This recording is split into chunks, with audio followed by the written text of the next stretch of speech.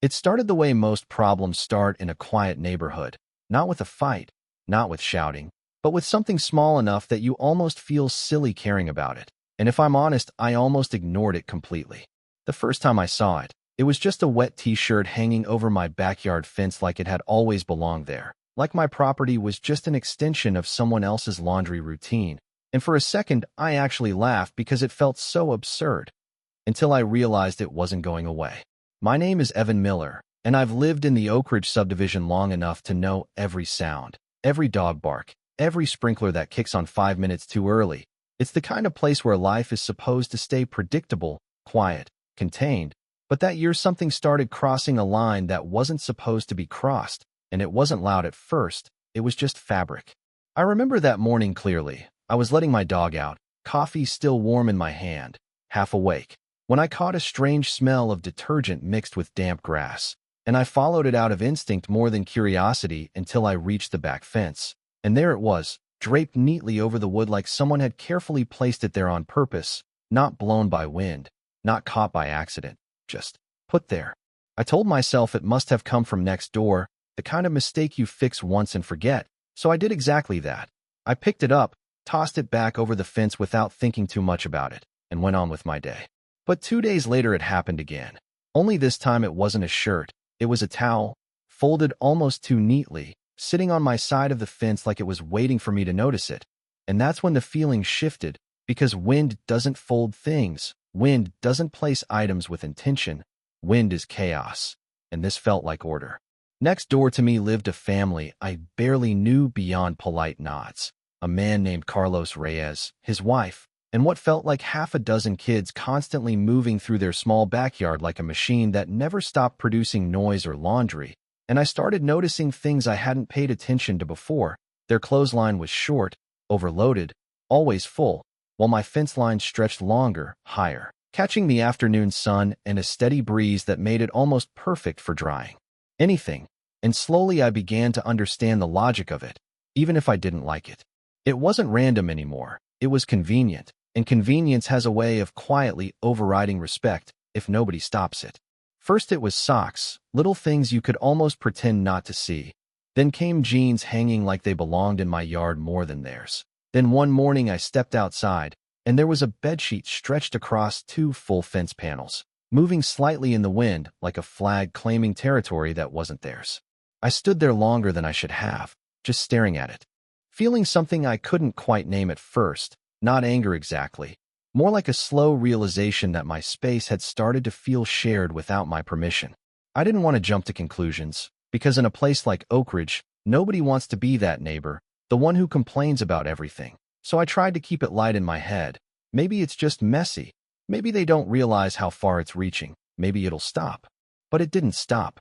It kept going in small, consistent increments like a habit forming itself. And the strangest part was how casual it felt on their side of the fence, while on mine it felt increasingly invasive.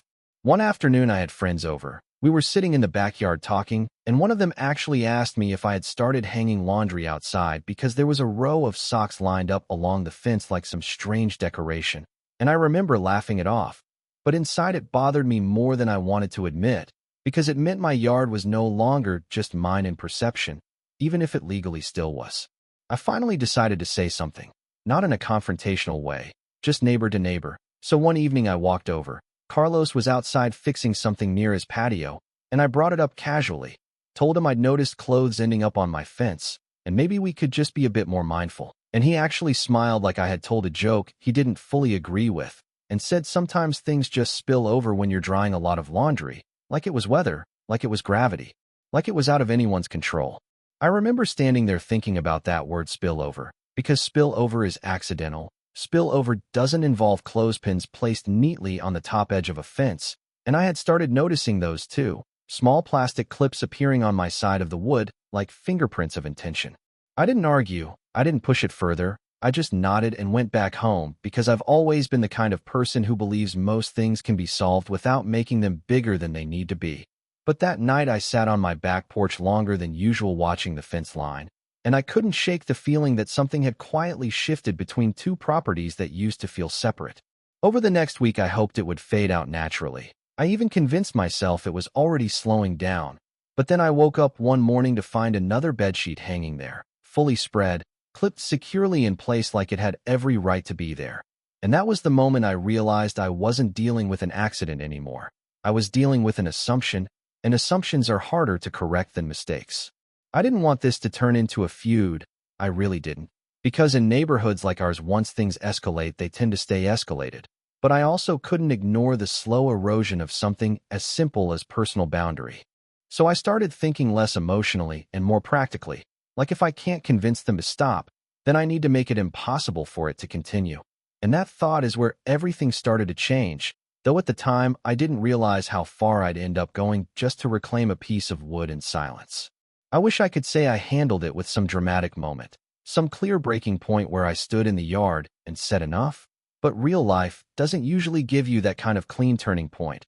It's more like a slow accumulation of small frustrations until one day you realize you're thinking about your fence more than you're thinking about your own home. After that morning with the bedsheet clipped perfectly across my side like it had been approved for display, I stopped seeing it as harmless, because harmless doesn't come with repetition, and harmless doesn't come with intent that quietly ignores every boundary you try to set. I tried one more time to be reasonable. I really did. I even convinced myself that maybe they just needed something simple and clear, something impossible to misunderstand. So I made a small sign on my side of the fence, nothing aggressive, just clean letters on whiteboard that said, "Please do not hang items on this fence." And I remember standing there looking at it thinking, this is ridiculous. I'm a grown man putting up a sign about laundry, but still hoping it would be enough. For a few days, it actually worked, and I almost let myself relax again. I even remember thinking maybe I overreacted. Maybe Carlos was right, and it really was just spillover. But that illusion didn't last long. On the 6th or 7th day, I came home from running errands, and there it was again, another large sheet. This time stretched so evenly it almost looked intentional, like someone had studied the fence and decided exactly how to use it. And the sign was still there, slightly tilted from the wind, completely ignored. That was the moment something inside me shifted. Not into anger, but into clarity, because once a polite request is ignored, you stop dealing with misunderstanding and start dealing with behavior. I didn't go over there again. I didn't want another conversation that would end in polite dismissal.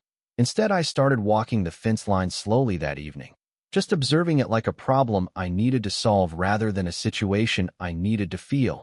And I noticed something I hadn't fully paid attention to before.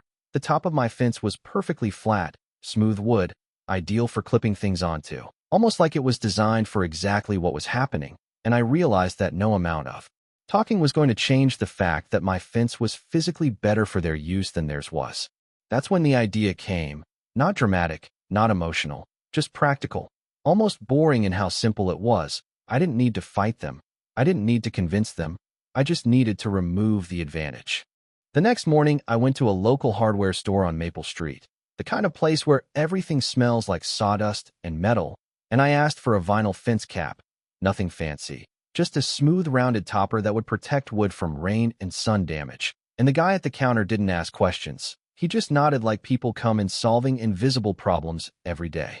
When I got home, I started installing it along the shared stretch of fence, one section at a time, measuring, pressing, securing it down, and I remember how calm I felt doing it, not because I was winning anything, but because I was finally doing something that didn't depend on someone else's cooperation. It changed the fence visually right away.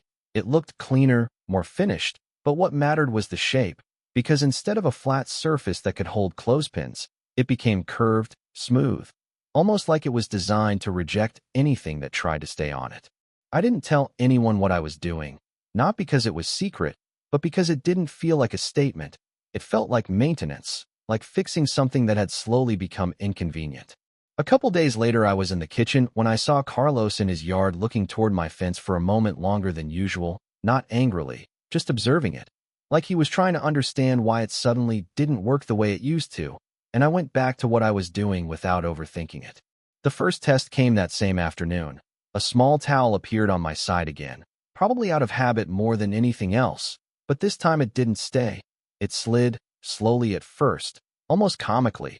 Then all at once it slipped off the rounded cap and fell back into their yard like the fence had rejected it entirely. And I stood there watching it thinking that's actually kind of perfect. Over the next few days, I saw a few more attempts. Not aggressive, more like someone testing a system that had stopped responding the way it used to.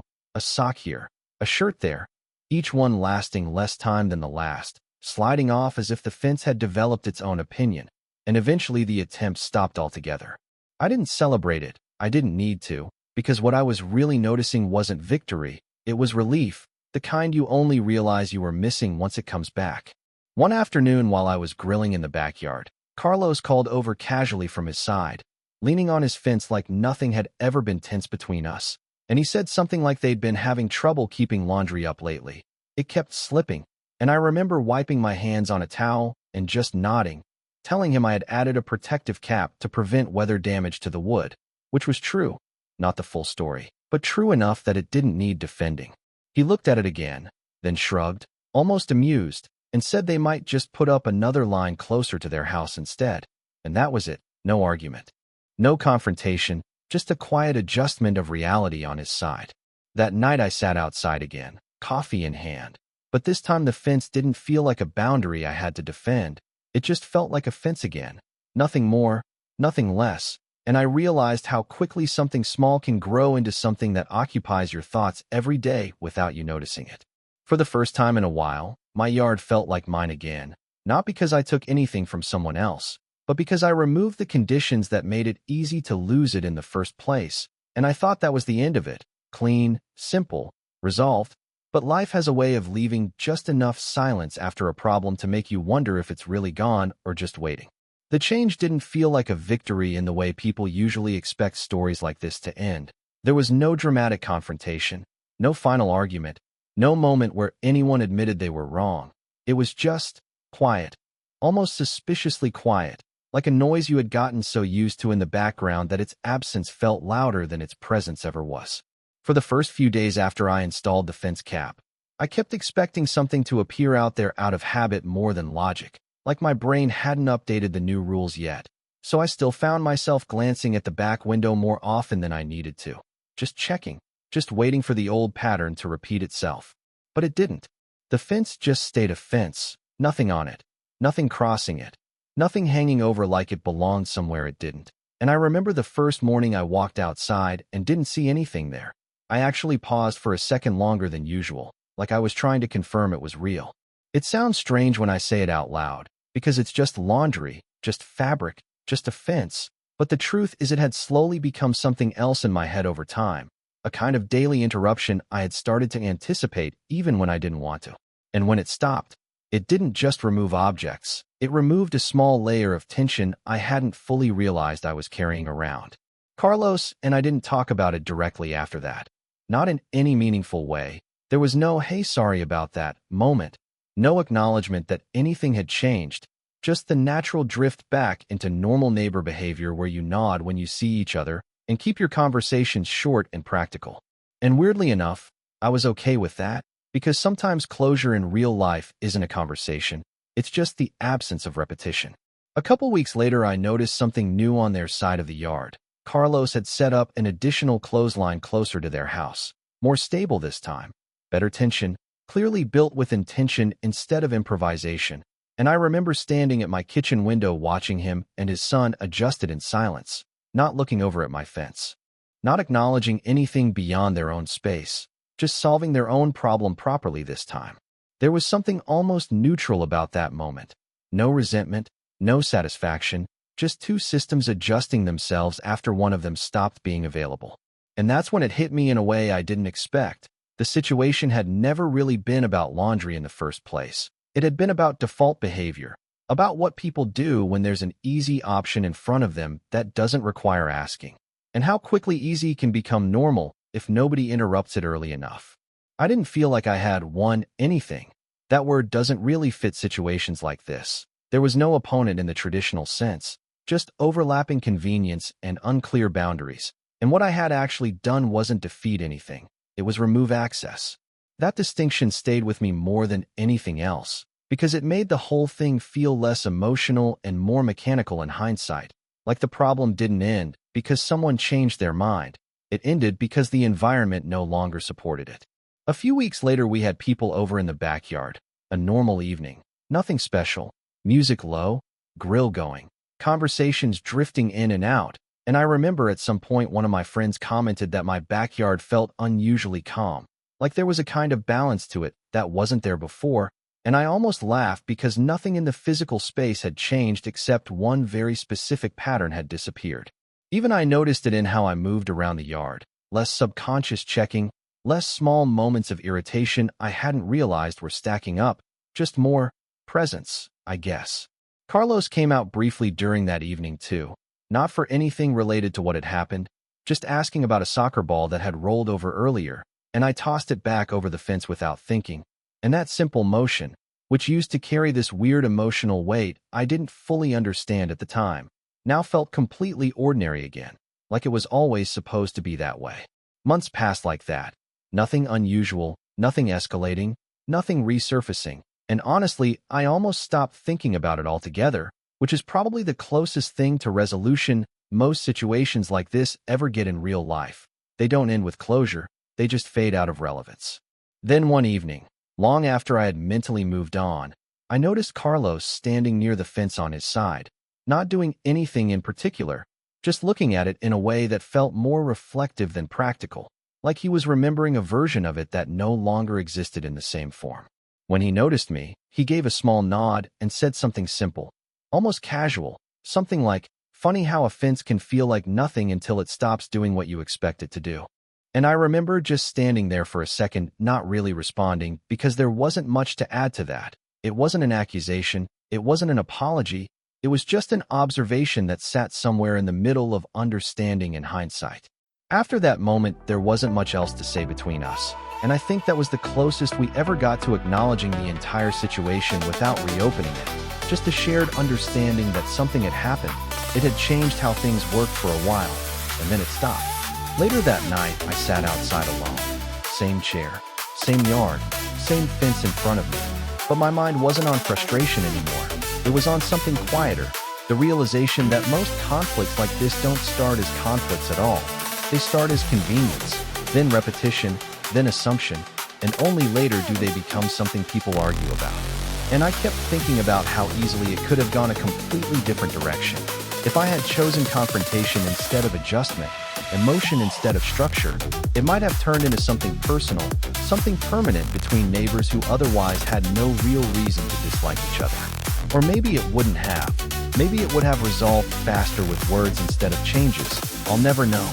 And that uncertainty is part of what makes it stick in my mind even now. What I do know is that the solution didn't feel like justice or revenge or even resolution. It felt like changing the conditions so the behavior no longer made sense, and that realization has stayed with me longer than the situation itself, because it applies to more things than just a fence. And I guess that's what I still think about sometimes. Not who was right or wrong, but how many everyday tensions exist simply because the environment allows them to keep repeating, and whether most of them would disappear on their own if the easiest path suddenly stopped being available.